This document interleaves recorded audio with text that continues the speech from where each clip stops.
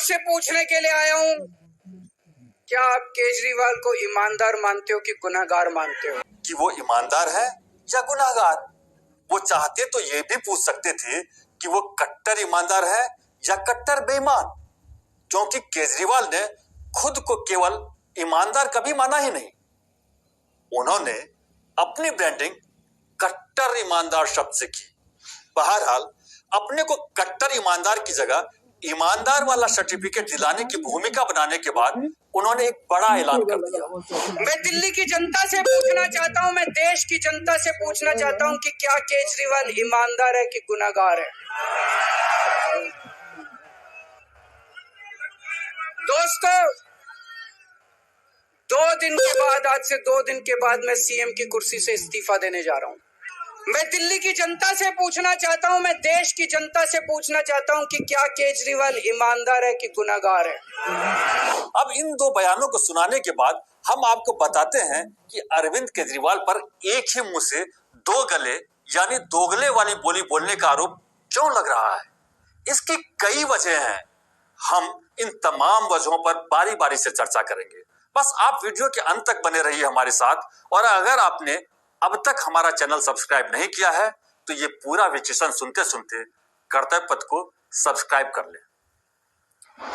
केजरीवाल ने जिस इस्तीफे का ऐलान किया और इस्तीफे के लिए 48 घंटे की मोहलत खुद को दे दी, उसे मास्टर स्ट्रोक बताया जाने लगा। लेकिन सच ये है कि अरविंद केजरीवाल ने ऐसा मजबूरी में किया।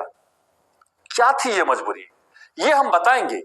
उससे पहले केजरीवाल के पहले गले से निकले बयान को याद कीजिए। अगर आप सारे जने मिलके इंडिया गठबंधन के प्रत्याशी जयप्रकाश जी को जिता दोगे तो मेरे को जेल ले जाना पड़ेगा, और आपने कमल को जिता दिया तो फिर केजरीवाल को जेल हो जाएगी। जब बटन दबाने जाओ तो ये सोच के जाना कि केजरीवाल को जेल भेजना है कि नहीं। इसी साल लोकसभा चुनाव में प्रचार के लिए पैरोल जैसी जमानत मिलने पर अरविंद केजरीवाल दिल्ली से लेकर देश तक अपनी गिरफ्तारी को ही मुद्दा बनाकर घूमते रहे, और हर जगह वो अपनी गिरफ्तारी पर रेफरेंडम की बात करते रहे।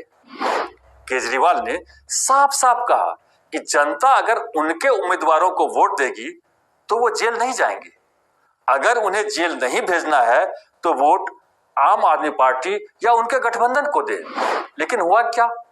नतीजे आए तो दिल्ली, गुजरात, हरियाणा में उनका खाता भी नहीं खुल पाया, और जिस पंजाब में उनकी पार्टी की सरकार है वहां जनता ने कतर ब्योत कर आम आदमी पार्टी को महज 3 सीटों पर समेट दिया। इससे ठीक पहले दिसंबर 2023 में 5 राज्यों के चुनावों को भी याद कीजिए। यहां भी केजरीवाल अपने कट्टर ईमानदारी का मुखौटा लेकर घूमे, लेकिन इन 5 राज्यों के चुनावी मैदान में उनकी पार्टी के उतरे 205 उम्मीदवारों की न केवल जमानत जब्त हो गई, बल्कि इन उम्मीदवारों को नोटा से भी कम वोट मिले। लेकिन खुद पर मांगे रेफरेंडम के नतीजे देखने के बावजूद तीसरी बार वो उसी शैली में दिल्ली में उतर पड़े, और होशियारी देखिए, केजरीवाल ने यह भी साफ कर दिया कि चाहे कुछ हो जाए वो सीएम की कुर्सी नहीं छोड़ने वाले। उन्हें तो बस एक आडंबर की खानापूर्ति तक की मोहलत चाहिए। और मैं तब तक सीएम की कुर्सी पे नहीं बैठूंगा जब तक जनता अपना फैसला ना सुना दे। मैं जनता के बीच में जाऊंगा, गली गली में जाऊंगा, घर घर में जाऊंगा, और जब तक जनता अपना फैसला ना सुना दे कि केजरीवाल ईमानदार है, तब तक मैं सीएम की कुर्सी के ऊपर नहीं बैठूंगा।